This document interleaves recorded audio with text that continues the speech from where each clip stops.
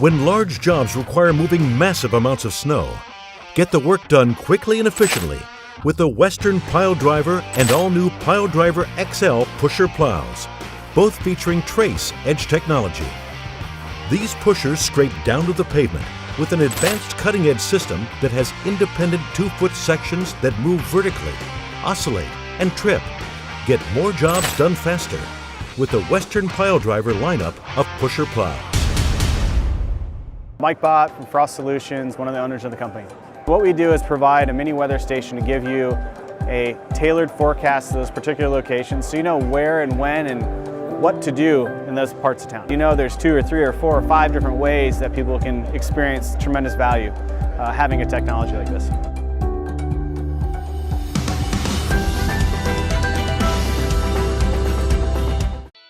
Welcome to the Entrepreneurial Journey with your host, Dave Westcott.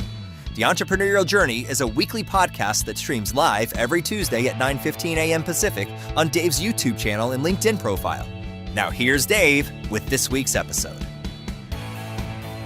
Good morning and welcome to the Entrepreneurial Journey. I'm your host, Dave Westcott, and this morning I have with me special guest Jack Daly, sales trainer, coach, public speaker, and author. Jack, good morning. Great morning to you, Dave. Twice in the same week, and we're only middle of the week here already, buddy. I know. That means either something's really good's going to happen or something really bad's going to happen. I don't know what it is. So if you get a surprise call, it's either something really good happened or something went sideways.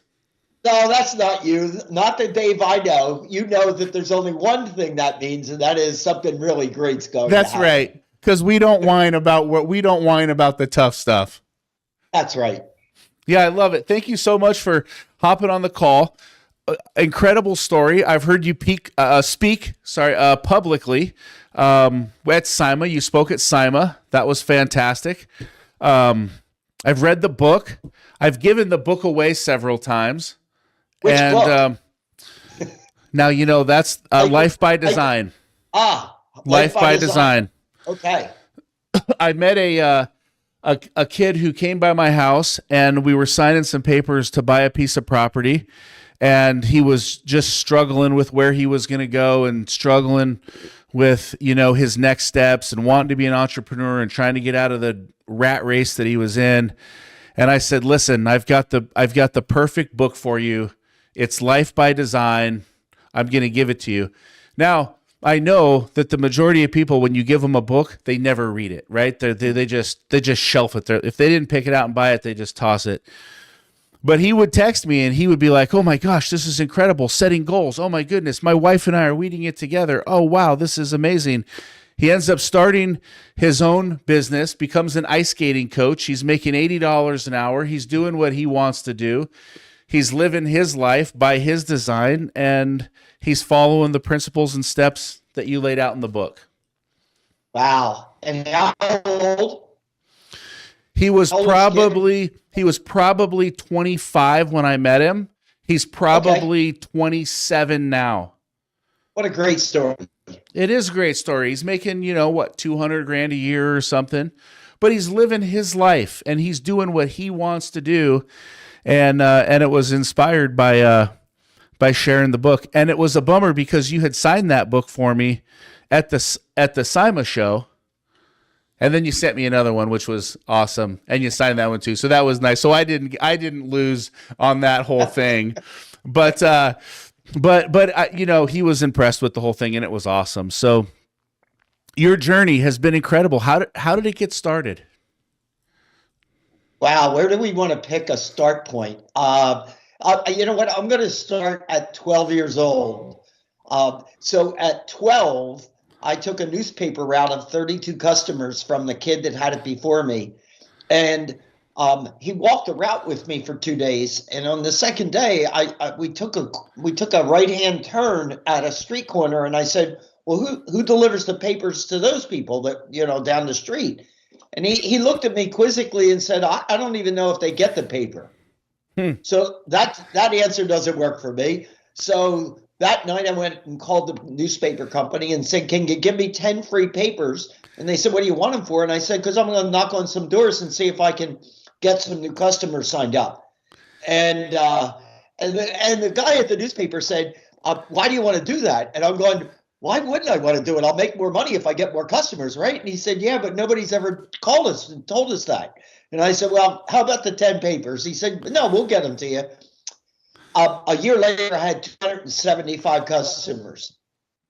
Wow. 275 newspapers to deliver after school, not fun, and no time to sell anymore. So I hired 5 kids to deliver the papers for me, and that was my first entrepreneurial endeavor. At 13, I had 5 employees. They were doing most of the work, and I was keeping most of the money. And right then, I said, I know what I want to do when I grow up. I want to be an entrepreneur. So that's where it started. And then I went on between 26 and 46 years old as an adult to build 6 businesses from scratch into national firms. Yeah, it's an amazing story. I got to go back to being 12 years old. At 12 years old, you got the newspaper route. You say, I'm going to grow this. I'm going to essentially make a cold call. You might not even have known it was a cold call, but you made the call.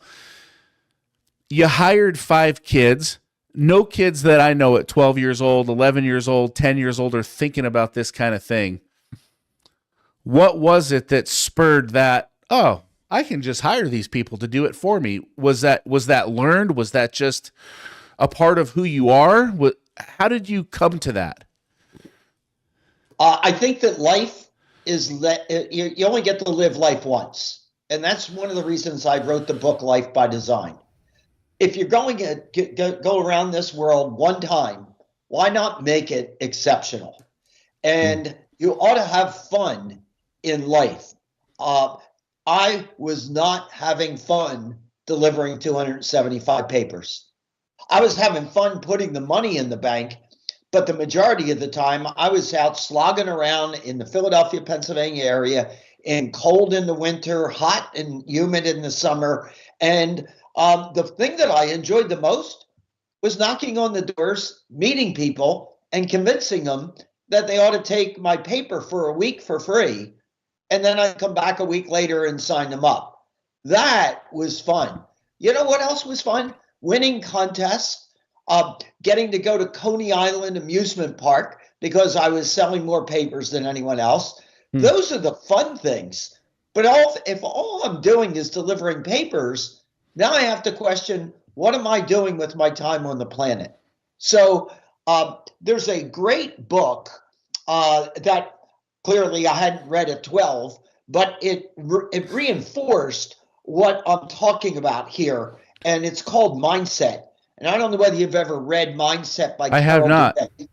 But Carol Dweck in Mindset says, we as humans, we come in 2 forms, and we get to choose which one. We're not born as one. One is a growth mindset person, and the other is a fixed mindset person. And a fixed mindset person shows you all the reasons why they don't get things done.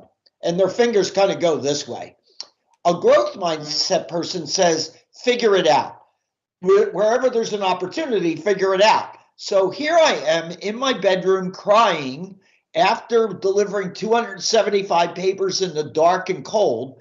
And I'm saying, I want to quit, but I really like the money. What I really like is knocking on these doors and selling more papers. But between school and delivering the papers, I don't have the time.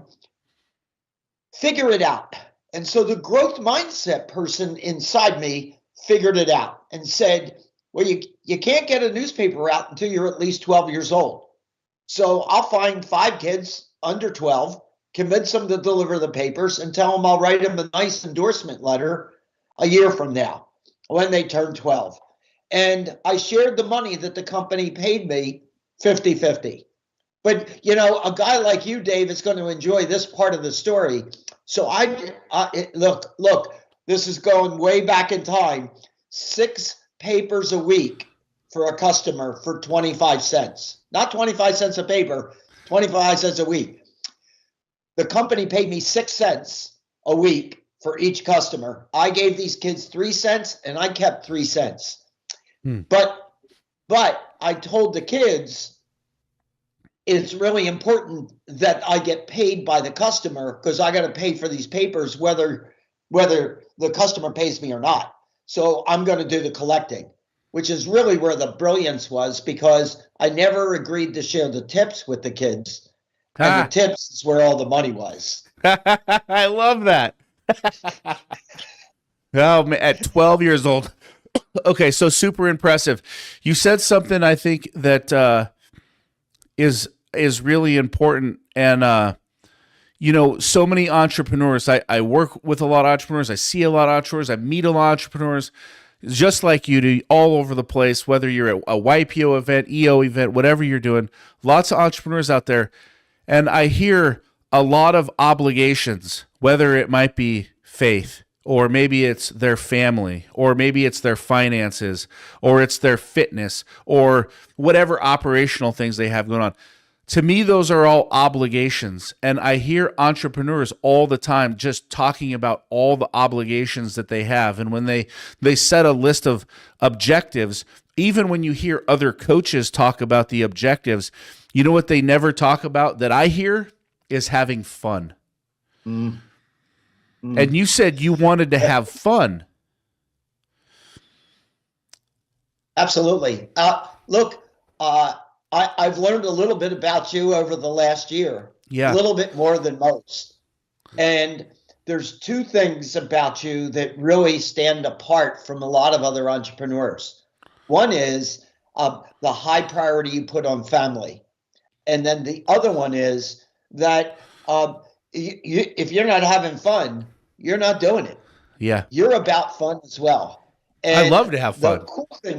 The cool thing is you marry your family and your fun together, and you blend it in with the business.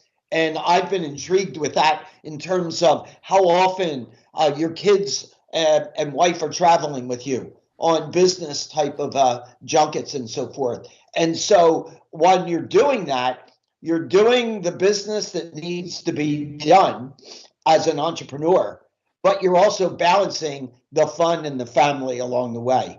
We can figure it out. We can figure it out. And I think it has to be a priority.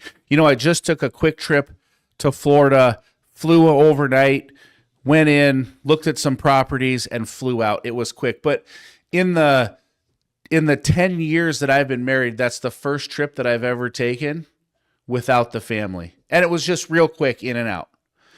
Because I always take them. Like in the past, I would have said, oh, I'm going to Florida. This is a perfect time to, go to Disney World for a couple of days and, do that. But I think that you have to have fun, like you said. And one of the big takeaways that I took from you was, the quote of live your best 168. You get 168 hours in a week, live your best. You made some, brilliant comments, I think, of like, you're never going to wash the car. You're never going to mow the lawn. You're never going to paint the living room. Not that these things are beneath you. None of those things sound fun to me. But hey, Dave, there are people that actually like to do those things. Yeah, it's true. It's true. Right? And so I don't look at anyone's life and say, why are you spending it this way? My question is this your ideal life? Why not live your ideal life? What would it be like? What's your vision?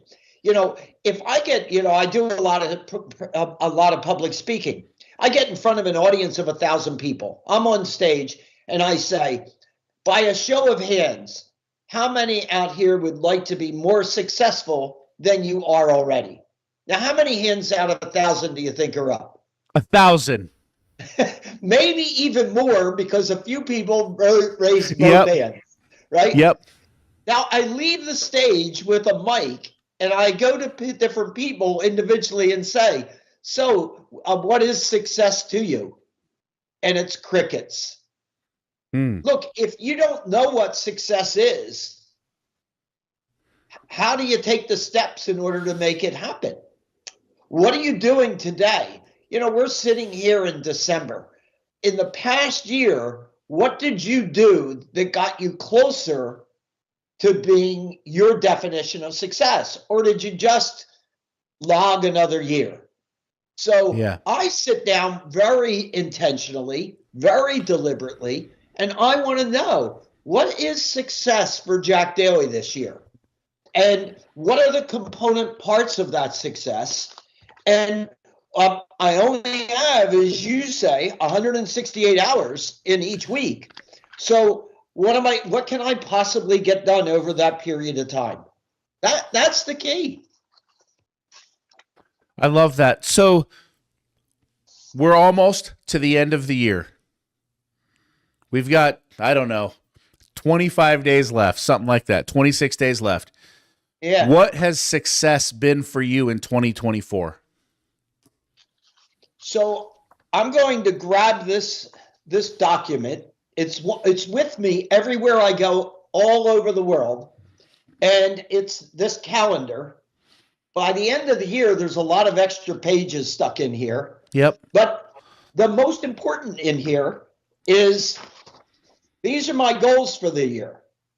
And this is everything I wanted to do in 2024 to have an exceptional life. I'm going to call this Jack Daly's success for 2024. And look, I started out with a theme, and then I break the theme down into all different categories of things I'm specifically going to do. So if someone wanted to know what success is for me, well, here's what I wrote at the beginning of last year. I turned 75 years young this year. My first 25 years were in preparation for adulthood.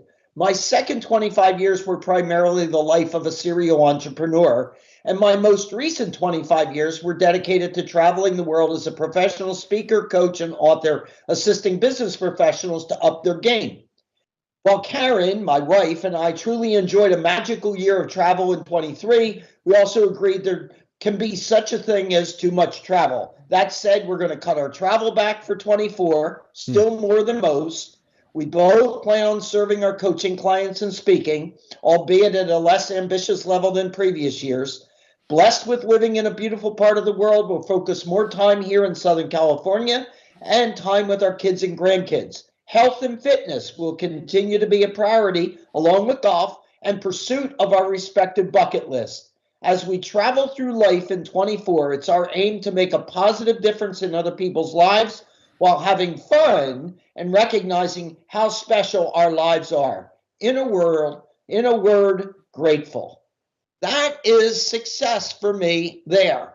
And then I break it all down into these component parts. But here's what I wanted to share with you. That's the same copy, but now I'm starting to mark it up with what's 2025 going to be. So already I've begun to figure out what success looks like for Jack Daly in 2025. That's amazing. Way different than those 1,000 people raising their hands saying they want to be more successful. So what do we look, I can go make more money. I can go build another business. The thing that you and I can't do is we can't manufacture more time.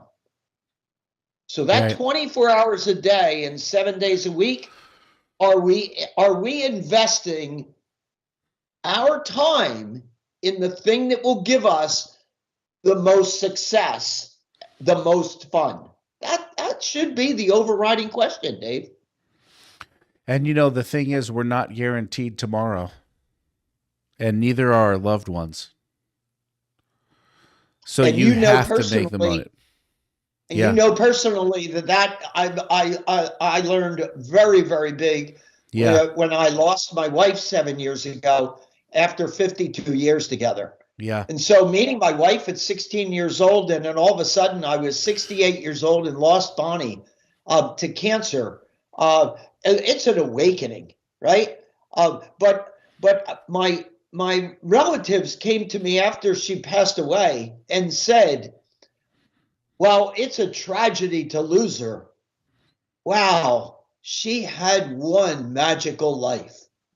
But we would sit down and work out what success meant to us.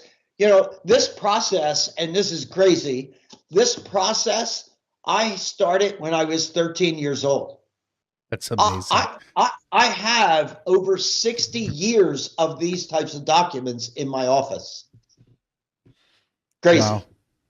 Do your kids ever look at them? Absolutely. Absolutely. And, I have two kids. They're always kids, even though they're aging now. So I got a 53-year-old and a 46-year-old. Right. But they come in different categories. One of them is very disciplined along these lines, and the other one not so much. But that's okay, because it's like a trail. It's a path. You can see, this is what Dad was thinking. This is what Dad was doing. This is what he was doing when he was 20, 22, 23. Oh, wow. These are maybe some of the struggles he went through. This is how he overcame them. Those things are, those things are critical. I lost a brother about 10 years ago. It's not losing a wife, but it's still somebody that's very close to you. Absolutely. And I think that when you have loss that's close to you, it really makes you think about, what am I doing? Am I just toiling all day from sunup to sundown with no purpose? Am I filling the bank? I heard somebody say, if you have $1 million, and you ask them what happiness looks like, they say 5 million. And if you ask the guy what 5 million looks like, he says 10 million. If you ask the guy what 10 million looks like, he says 20.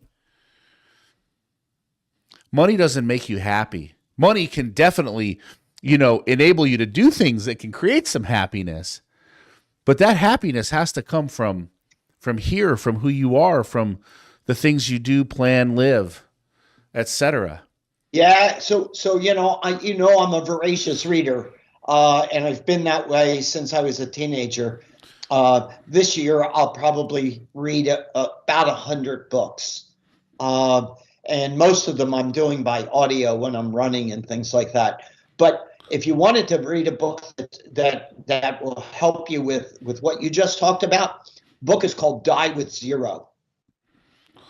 And I forget the author's name at the moment, but very impactful book. And the life that this guy has led is enviable in every way.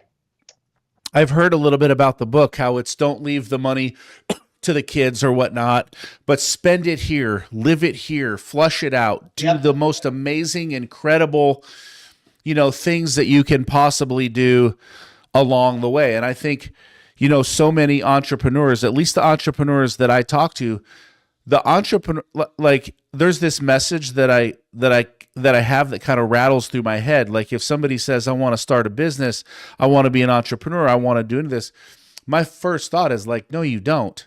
That's you're just gonna move into a life of pain. There's some beautiful things along the way, but it's going to be really hard. You got to be really committed. You're going to face difficulties and things you never imagined. But I don't see those entrepreneurs taking those moments of success and saying, you know what, we're taking the kids to Disneyland, or, hey, you know what, for my physical fitness, I'm going to run a marathon, or, they're not doing those things. It's the part of life that gets skipped. It's always another email, always another text message, always another problem. The thing is, the emails, the text messages, and the problems are never going to stop coming. Yeah. Well, let me put it to you another way. When my wife Bonnie and I got married, in the early years of our marriage, we started learning about how we each grew up. And there was a similar conversation between her parents and my parents with the husband and wife. And this is what it sounded like. When we retire, we're going to do A, B, and C. When we retire, we're going to do 1, 2, and 3. Well, both of our dads passed away around the age of 50. So all of that, we're going to do this when we retire, never took place. And so I'm not waiting to live my life after my entrepreneurial journey. I'm not waiting to live a fun, rewarding life with my kids, with my wife. I'm not waiting for anything. I'm going to figure it out. I'm going to figure out how to build a successful business and live a joyful, fun, rewarding life. Do both. You know, when I think about when I think about the book Good to Great, and then I think about Built to Last by Jim Collins, both of those books, he talks about it's not either or, but it's and. You want to build a successful business and have a rewarding, fun, joyful life. And if you're going to be an entrepreneur, don't say you get to do one or the other. You have to figure out how to make it so that you do both, which then says back to your 168 hours in a week, how many am I going to allocate to the fun life part, and how am I going to allocate to whatever it is that my business is going to consume? And I think you got to allocate fun even when you're in a brutally tough spot. I've been in a few brutally tough spots.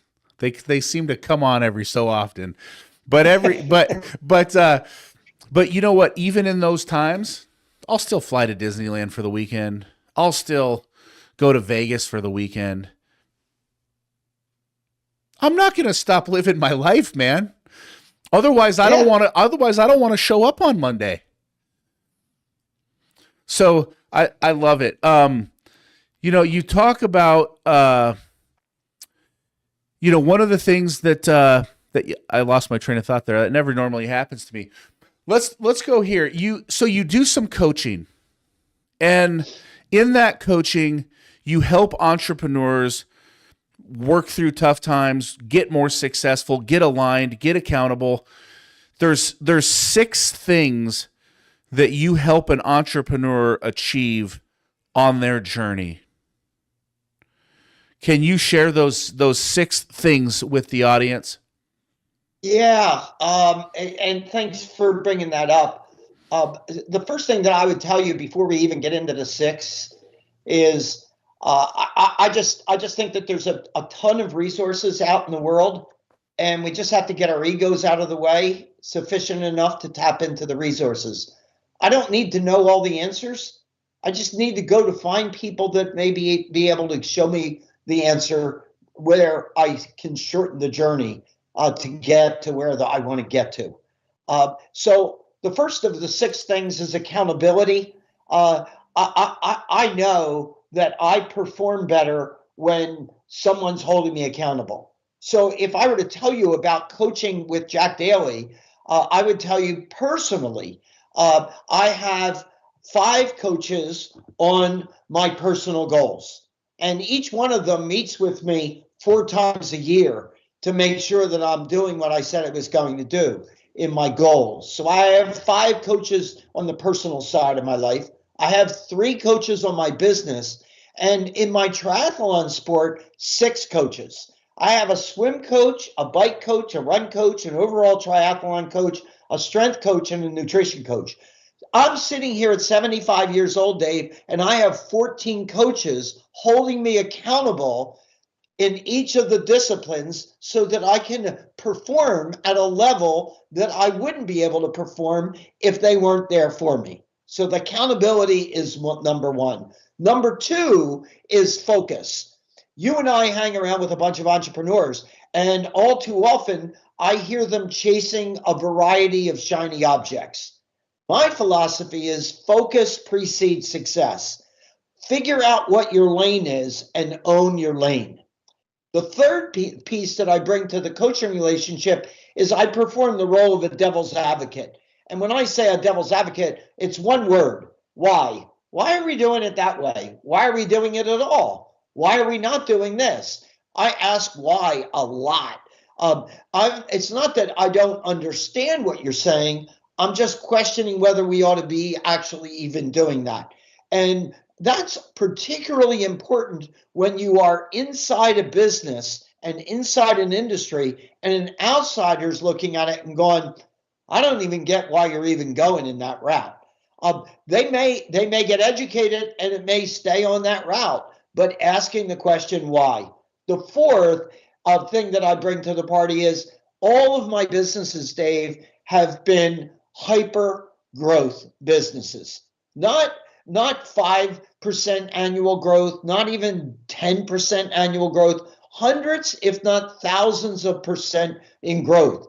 In 1998, my company was the 10th fastest growing company in the United States, 10,100% growth. I'm looking to double your business next year, triple your business next year. What are the breakthroughs that we can find there? The fifth thing that I bring to the party is I'm a great resource for networking. I've been on the planet quite a while. I travel about 250,000 air miles a year. In 2019, right prior to the pandemic, I was in over 30 countries. And so I'm usually no more than 2 phone calls away from somebody that's already figured something out. So I'll make those calls and figure it out and bring them to my clients. And then the sixth thing is I'm a great person to bounce new ideas off of, because as a third-party sounding board, I'm going to give you what I really believe. I may say to you, Dave, I think what you're talking about right now is absolutely crazy. The majority of your employees aren't going to be courageous enough to say that to you. I don't have a fear of it, because the worst thing that you can do is say, I don't want you as a coach anymore. And I go, okay, have a good life. It's all right with me. But I'm going to tell you when I think you've absolutely lost your marbles. So those are the things that I think a good coach will bring to you. And what I like to tell my clients is, hey, you know what? This isn't about friendship. This is going to be hard truth, regularly dealt out. And if a friendship were to develop, I'm good with that. But you don't need to pay me as a coach to be your friend. We can be friends beyond that. So, you and I have gotten into a coaching relationship over the past year, and it's been a challenge. It's been an opportunity. It's been fun, but on top of it, I look at you as you're outside of the business life and go, this guy's sucking the marrow out of life. I mean, look at him. He's going to do a marathon, and he's training like a crazy man. And so where are you going to do this marathon? I signed up, Jack, for the Marine Corps Marathon. Well, man, I used to live in D.C. and I ran the Marine Corps Marathon. That's a great marathon. You finish at the Iwo Jima Memorial, and the Marine puts the medal around your neck. Hey, Dave, my wife and I, we're going to fly out and join you and cheer you on the race. That's the fun part of life, right? Yep. I agree. One thing I see happening is if you're in a coaching relationship and, we have this call and, we talk about maybe 4 or 5, key things that we need to get accomplished before the next call. Maybe it's cash flow, maybe it's sales, maybe we need to let somebody go, whatever it is. There's these things that need to happen, and you can see that they need to happen. And then, you're working with an entrepreneur and they're kind of dragging their feet on 2 and 3, or, they don't want to get into 4 or 5, and then, or whatever it might be. And they come to you and they say, oh man, everything's been going great. I've accomplished everything that you wanted to. And they didn't, and they have some shame because they feel like they don't want to let their coach down. And so sometimes they're afraid to be honest with the coach. And then, sometimes the coach doesn't want to lose the client. And so sometimes the coach isn't brutally honest with the client. And I see one, your goal with the accountability, your no-nonsense approach is you're not going to be afraid to hurt my feelings or whoever else you're working with, and I think that's important. But 2, there's this level of honesty, I think, that has to happen on the side of the clientele, the one being coached, right? He has to be able to say, Hey, you told me that you were going to close this deal and you had the verbal approval on it. Did you get it? No, I didn't get it. You're absolutely right. Yeah. It's true. Look, I care enough. The coach has to be a mindset that says this: I care enough about you that if you can't handle the hard truth and you need to move on and let me go, I'm handing you the hard truth. Yeah. That's the level of care for the client, right? Yep. The perpetuity client is not the goal. The goal is taking the client out of their comfort zone to deal with the hard truth. I think there's one thing that that you shared with me very early on in our conversations, and it was, Dave, I've been doing this a long time, and if I see the pot of gold, I'm not gonna, waste months, leading you there. I'm just gonna show you where the pot of gold is, and you can go pick it up or you can not. But we're just gonna cut out the BS between the lines. I definitely appreciate that.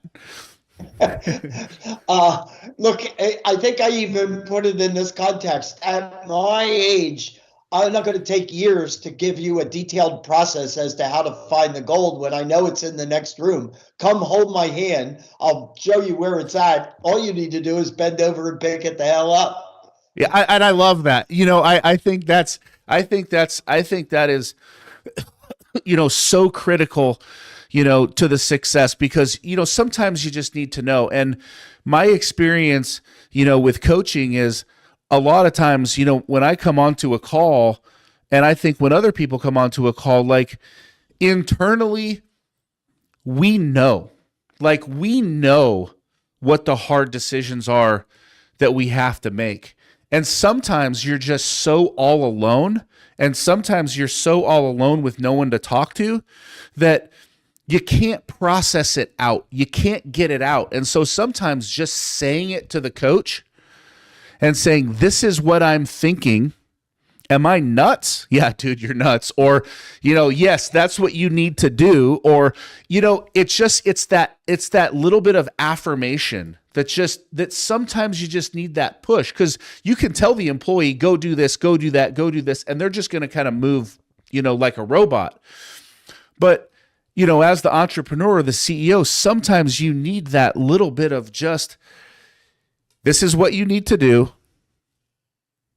Go do it. And if you don't, the next call is going to be miserable because I'm going to kick your butt. Right? Hey, Dave, this is a perfect time of the year. We have a full year under our belt. If you look back and reflected on the year, how many times could you pick out things and say, man, I wish I had made that decision sooner? Because there's a ton of those in most people's lives. We know what we need to do, but we drag our feet in so many arenas because we're just not certain. There's nothing certain about entrepreneurship. And so, making decisions and moving forward is the absolute key. I think coaching helps us do that, because whether it's a 1 call a month or a 2 call a month, a check-in, however the frequency is, there's someone holding you accountable and saying, are you making these decisions? Are we moving the ball down the field? That's the key. Yeah, it's so true. And the thing that I learned is, I've had to make some tough decisions this year. Like this has been a tough couple of years. We've had low snowfall. I can give you the litany of excuses, but I've had to make a couple of tough decisions. And even with those couple of tough decisions, as I look back, as you bring that up, and I love to just be brutally honest on the show, because this show is about helping entrepreneurs take it to the next level. So it's like whatever to me, the journey is transparent. I had to make some cuts, and I really thought that I was making those cuts the right way. We had talked about them. We had a plan. I thought I was going deep. And at that time, you had made a comment to me, and you said, it's better. It's, if you got to cut off your entire hand, don't do it a finger at a time. And, I thought to myself, okay, that's good. I definitely don't want to take it off a finger at a time. That's going to be painful. And, and I thought I went deep and I thought I cut that whole hand off. But you know what? In reality, as I look back, I could have pushed deeper and I should have pushed deeper. And that was a mistake. Like, even when you think you're pushing deep, it's probably not deep enough. So go another layer. That was a learning lesson. Even with this is what you got to go, because in truth, I probably would have only cut off 2 fingers. I ended up cutting off a hand. I should have cut it off at the elbow. Hey, you're open about it and you've taken the actions. Yeah. Yeah, it's true. I mean, but that's what entrepreneurship is. You listen and you learn and you take the advice that's put in front of you, and you got to be coachable. Now, I know in your practice, you don't coach a ton of people. You only coach, people that are looking for hyper growth. You're coaching people that, you think are a good fit. And like you said earlier, one of your goals for 2024, I think you even said it was, hey, let's take a little step back. Yep.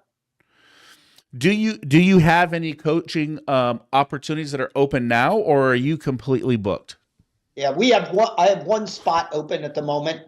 But I keep a inventory of people that have expressed an interest when we don't have the opportunity Sure. when I'm filled, right? So there's always a pipeline and there's always a list of people that have expressed an interest, but I wasn't ready at that moment in time. So spots that I have open typically get filled within a 30-day period of time. But anybody that would actually be interested in exploring, the thing that I would tell you is have that call with me and we'll put you on the list. Yeah. So if you're out there and you're listening and you're thinking about taking your business to the next level, if you're looking for that hyper growth, if you're looking for that pot of gold, if you're looking for someone to help you with focus, when we first talked, you said, I hate these guys that have 2 or 3 business. I thought, dang it, I'm screwed. I'm right there in that bucket. I was like, oh no, but we've been working hard on the focus, and I think that's been a really good thing. But I think even for myself, it's like having that focus. Don't get distracted. And I love the follow-up email. Like I got the email yesterday, or whatever it was with like the top 9 things. Yeah. And hey, over the next month, don't miss 1 and 2. These are the most important things, right? So I think, that focus, that drive, being driven in that area is really, really important. So, if you're on the call today, if you're taking a listen, check out Jack. I think it's jackdalysales.com, right? Did I get That's the correct. website right? Yep. jackdalysales.com. Yep. And this guy is all over Facebook and LinkedIn, so you can't miss him on social media. Reach out, send him a note, connect with Jack any way you can, because I think it's absolutely terrific for your business and absolutely terrific not only for your business, but for your life. Like, we don't just talk about the nuts and bolts of business. We talk about running and health and family and, lots of different things. So reach out to Jack. Do yourself a favor. Listen, Dave, speaking of that, we don't just talk about business. So pretty inspirational. You finished that the Marine Corps Marathon. Yes. High five on that. Yes, sir. And I think since then, you've knocked out a half marathon in Seattle. Was that right? Yes, sir. I knocked out the half marathon in Seattle. I did that last Sunday. That was awesome. I'm going to go to the Clearwater I'm going to do the Clearwater half marathon in Florida, January 24th. I think it's I want to say it's February 18th or the 28th. I'm going to do the half rock and roll marathon in Las Vegas. And then there's a half in LA that's in March that I'm going to hit. There's a full and a half. I'm going to hit the half. And then I'm going to go for a 50K. I know it's a little bit more, but I'm going to go for a 50K in April, and it's called the Mount Si. And that's kind of what the plan is for my health journey. Wow. Well, if there's a way, you want to post all of that in social media, because I bet you some people that are out there would like to kind of cheer you on at one or more of those places. All right, I'm going for it. I'm going to take that as a free coaching tip. There we go. I'm gonna post that on the social media. I'm gonna lay it out. My goal is to do 12 marathon events in 12 months. That's what I'm shooting for. I don't know, good or bad. I want to keep it up, man. I want to keep up the momentum. And they're hard. Even a training run that's 8 miles, sometimes you can get into a moment of, this is really hard today. So you're well aware I've done a good many marathons myself.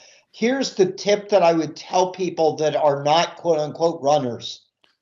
When people tell me they don't like running, my question to them is, well, how much running have you done? Well, I've run like 3 miles and I didn't like it. And I've tried it a couple times, and every time I didn't like it. And I go, well, let me tell you something.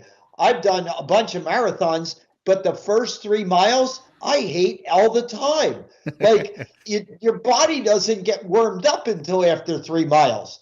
So anybody that's done 3 miles, I would encourage them to try and get to 5 miles. You'll find that last 2 miles to be easier than the first 3. I love that. Here's the final inspiration.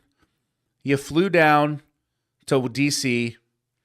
You ran with me for a little bit in the marathon. Your wife ran with me as well.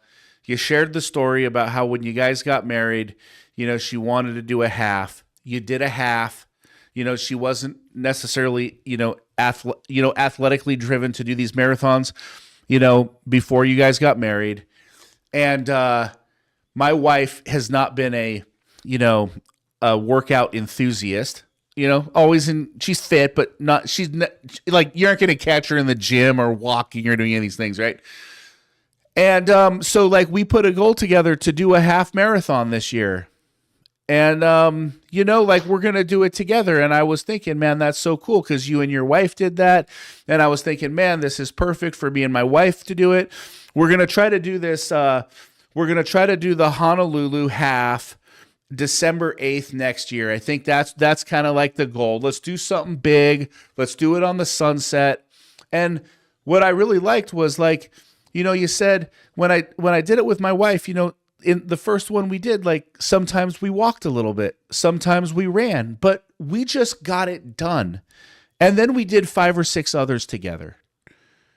Yeah. So I said to Karen, it doesn't matter how long we take. I'm going to be there by your side, and you want to walk the whole thing? I don't care. Spending time with you for 13 miles, I don't care if we take 10 hours. I don't care. We're just having time together, but we'll cover 13.1 miles, and then we'll put a medal around your neck. And so we did that, and it took a lot less than 13 hours and a lot less than 10 hours. But I'll tell you, after a day and a half later, Karen came to me and said, I know I can beat that time. Let's do another one. And so we went on to do 4 more that year. And she never thought that she could even do a 10K. See, it's amazing. I love it. That's the inspiration. All right, we got to bring this in for a landing. You're busy. I'm busy. Any final tips you'd leave for our audience today on their entrepreneurial journey? Go public with what you really want to do in life, because the people out there can be resources to help you. And by going public, it puts a little bit more heat on you to actually go and do something in that direction. So as an example, we just gave a great example of that. When I said to you, so what do you got on the schedule? And you started to talk about doing a half here and a half here and a half here. You're given the dates, you're given the cities. You just went public. And then I said, I think you ought to go even more public on all the social media. You said, you know what, I'm going to do that.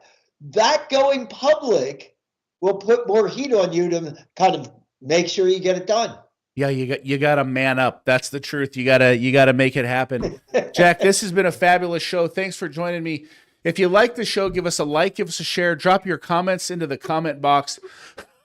Excuse me. We're here 9:15 a.m. Pacific Standard Time every Tuesday, day in and day out. This has been a fabulous call with Jack Daly. I've got a page of notes. It's been terrific. I'm always learning, always growing, always doing better. Jack, thank you so much for your time this morning. It's been fabulous. Dave, have a great holiday. Thanks, bud. Thank you, my friend. Mike Bott from Frost Solutions, one of the owners of the company. What we do is provide a mini weather station to give you a tailored forecast to those particular locations so you know where and when and what to do in those parts of town. You know there's 2 or 3 or 4 or 5 different ways that people can experience tremendous value having a technology like this.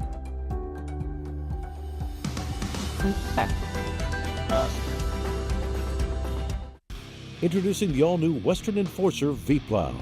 Engineered with all the features, efficiency, and performance of full-size Western V-Plows, built specifically for your half-ton truck.